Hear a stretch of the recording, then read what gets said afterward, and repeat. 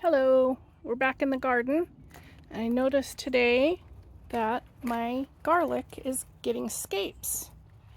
That's these curly stem looking things. They usually come out, let me see if I can get a good view, come out and curl, and they end in this little point.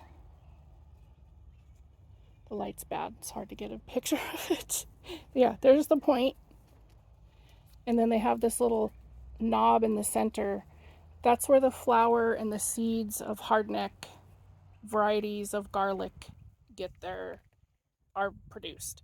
So in order for this bulb to get its largest, fattest, juiciest cloves of garlic, we don't want any of the energy going into that scape or those seeds or flowers.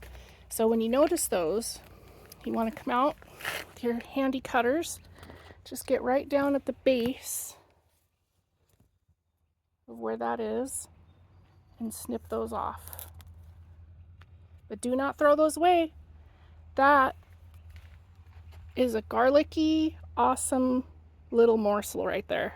I usually cut those up into chunks, saute them with some butter or oil or tallow or whatever your choice of grease is, with some salt and pepper, and serve those as a side with something. I think tonight I'm going to do some deer chops, some halloumi, and some garlic scapes. So maybe I will do a video of that later. It's probably going to be awesome. But that's a really great little extra harvest you get off your garlic. I get all of my garlic at Mountain Valley Garlic, which is located in northeastern Washington. I'm on the western part of the state, and they're on the eastern, so across the mountains. They're in the Colville area.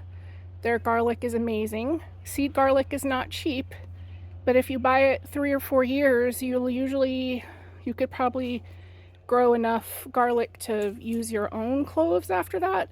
So last year I saved 1 clove from every head that I dug, and that's the 75 garlics, or about 45 garlics in this batch, and then I bought enough heads from Mountain Valley Garlic to get the rest of the 75.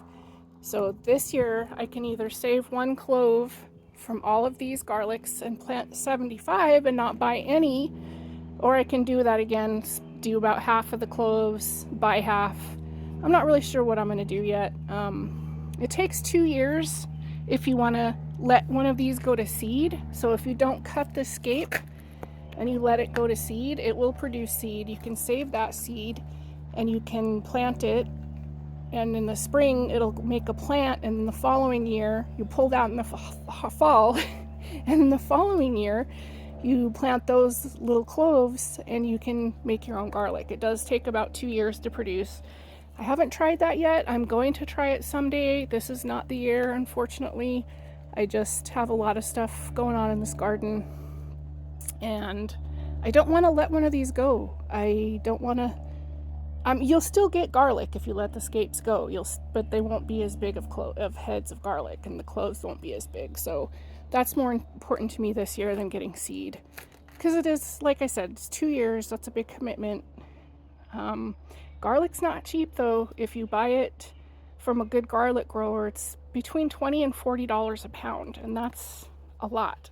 So growing garlic is not cheap, but like I said, if you do it a few years, you can save some of your own cloves and plant those, and you'll buy less and less, and eventually you won't have to buy any, maybe.